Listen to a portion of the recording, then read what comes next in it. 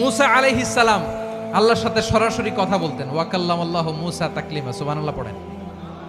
আওয়াজ তুলে সবাই বলেন সুবহানাল্লাহ। এখন বনি ইসরাইল হচ্ছে পৃথিবীর সবচেয়ে গোয়ার জাতি। তারা বলে, মুসা তুমি যে আল্লাহর সাথে কথা বলো আমরা তো দেখি না, তুমি যে কথা বলো আমরা তো শুনি না, তো কি করতে হবে? বনি ইসরাইল বলে, আমাদের মধ্য থেকে 70 জন নিয়ে যাইতে হবে তোর পাহাড়ে। ওরা আয়েশা যদি কয় হয় আমরা শুনছি, তাহলে বিশ্বাস করব। কত বড় ডাকাত দেখছেন বনি ইসরাইল। এদের চেয়ে গোয়ার জাতি নাই। এত গোয়ার তুমি করেছে মুসা আলাইহিস সালামের সাথে। তুমি যে আল্লাহর সাথে কথা বলে আমরা তো দেখি, কি করব? 70 জন আমাদের বন্ধু বান্ধব যে যদি দেখে, তারা বললে ওকে আস, 70 জন আস। 70 জন নিয়ে গেল।